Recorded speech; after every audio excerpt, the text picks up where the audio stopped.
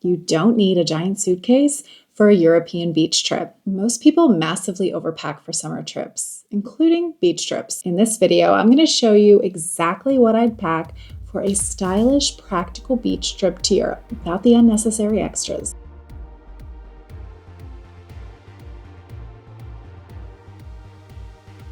Hi, I'm Angela, and 7 years ago, I moved from the US to Europe. Ever since, I've been writing about my travels on my blog, Notes from Europe. If this is your first time joining me, be sure to subscribe for more Europe travel videos just like this one. And if you make it to the end of this video, I'll show you how to get a copy of my Europe packing guide. If you're about to take a beach trip to Europe, first of all, congratulations. There is something ever so slightly different about the beaches in Europe versus the ones in the United States and the Mediterranean. Oh my God, the way that the water actually feels on your skin. There's something about how salty it is. It's like a dream. So congratulations, I'm really excited for your upcoming trip. Now let's get you packed. The first category, of course, is bikinis and beachwear. You should absolutely feel comfortable wearing bikinis or any kind of beachwear that makes you feel your best.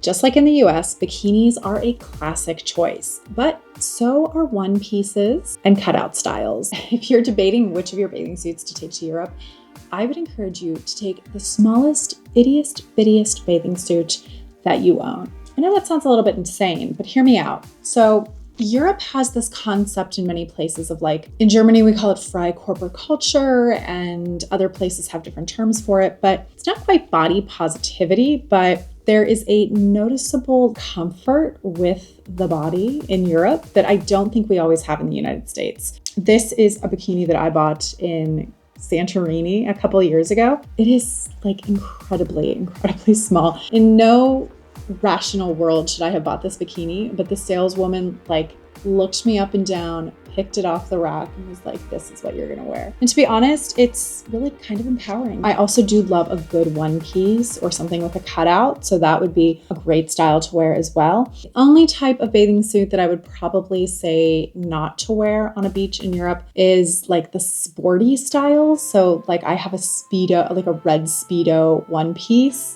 It's great for the pool at the gym, but it's not really the best look for the beach. So that's maybe the only one that I would stay away from. The other thing that I really would recommend, in addition to your swimsuit, are some sort of cover up or sarong. So I really love something that you can wrap around your waist. I have some very large cotton scarves that can actually tie around my waist as a sarong. And I also will sometimes tie just a Turkish towel around my waist as well. That's a really great idea. Or just a small cover up dress, something that you could wear, throw on if you need to run to the restroom, or maybe if you want to walk a little bit and get some gelato. I usually pack 1 or 2 sundresses that can also transition from the beach directly to dinner. Just for those nights when you want something a little bit more elevated than whatever kind of cover up that you're wearing. Possibly even bringing something to cover your shoulders if it gets cold at night. That could also be the same shawl that you are wearing as a sarong. And if you're spending multiple days at the beach and you want a little bit more variety with your wardrobe, then I would pack something like linen shorts or pants, and then some tops, like a tube top or a crop top to go with it.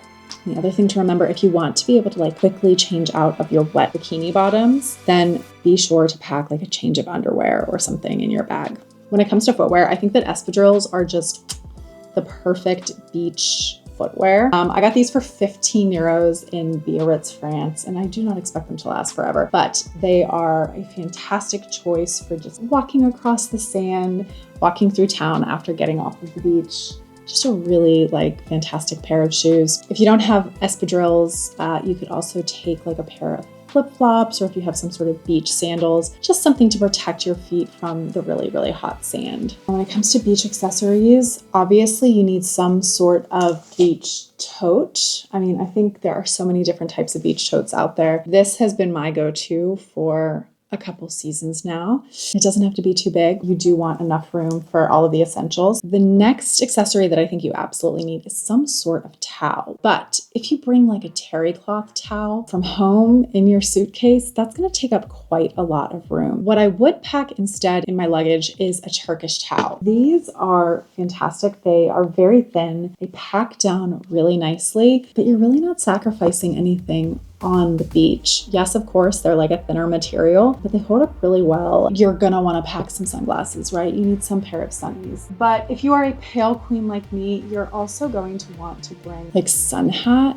I went a little crazy last year and bought a ton of sun hats when we were in San Sebastian, but I have just become the biggest fan of like a good sun hat. Yes, if you're in Italy, there are going to be like umbrellas on this beach club Lido with chairs where you pay for access. So you might be saying like, Angela, I don't really need a sun hat. I'll just be sitting under this umbrella all day.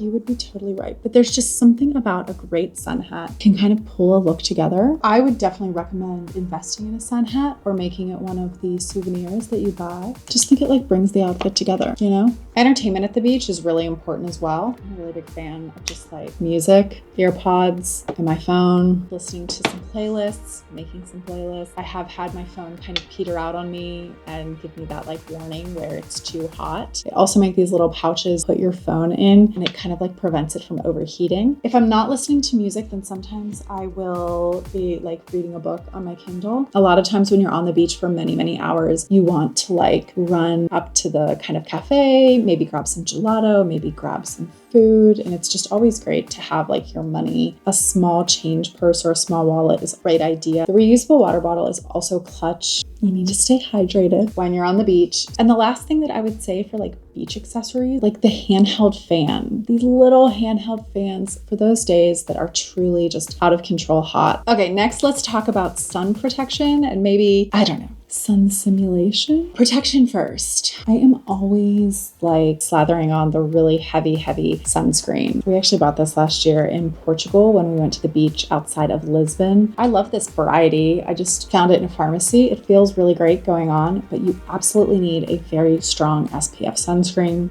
Even if you plan to like sit under the umbrella at the Lido all day, you do need some protection there. SPF lip balm, super important piece of sun protection to have as well. I also really love this like hydrating face mist. Sometimes when you're just like sitting there and all you can feel is like sweat on your face or like gritty sand on your face, it's just really nice to like give yourself a little bit of a refresher. Some people love to hate on this product and say that it's basically expensive water. You can get less expensive version. Like I know at DM here in Germany, you can get these refreshers that are not nearly as expensive as this version. Another thing that I would recommend is some sort of UV hair protection. There are many different varieties out there. There are the ones that you can spray on your hair. There are some that are leave-ins. I am a very pale lady. I need some of these, like this is something from the US. So this is like tanning drops or something, self-tanner. I'm not usually like an all over self-tanner person, but my legs tend to have this like fluorescent white sheen the first few times that I go to the beach. I'm often putting self-tanner on my legs. The other one that I'm like not ashamed, well, I guess I am a little ashamed to admit it. Anyone remember Sally Hansen like leg makeup?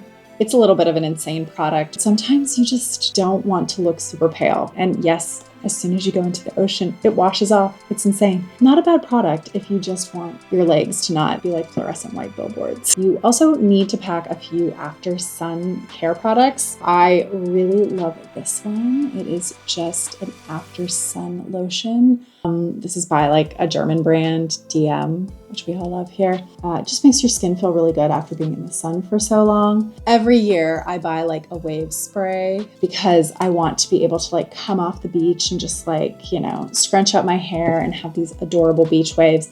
Honestly, I don't think that they ever work, but I always put them in my beach bag. And I used to have the Bumble and Bubble one, and now I have the one by this brand. The only product I'm not sure if it's like actually doing anything. I would always put in your bag to kind of use along with this is like a wide toothed comb, especially if you go into the water a lot. You want to be able to just like comb out your hair so that it doesn't get like tangled or anything. If you're going straight from the beach to like dinner or you're not going back to the hotel to get ready, I would also recommend a sand off mitt. You can buy them on Amazon, but they are just like little buffer pads that you can get the sand off. They're really fantastic. I will link to a few below. Really great if your plans are to go direct from the beach to dinner. Obviously, once I'm back at the hotel after I've showered, really important that you moisturize your skin after being out in the sun. So I'm always packing some sort of body moisturizer. But I'm curious if you have anything that you always need to take to the beach. If there is anything that you always need to have in your beach bag, drop it in the comments below. I would love to know. This is kind of my beach kit, and it's really not that intense. It's not that much stuff. I feel like it's a pretty manageable amount. Before I tell you about how to get my Europe packing guide, I do want to give you just a few tips, European beach etiquette, because there are a couple of differences that maybe you don't know about. Number one is don't assume that all beaches in Europe are public.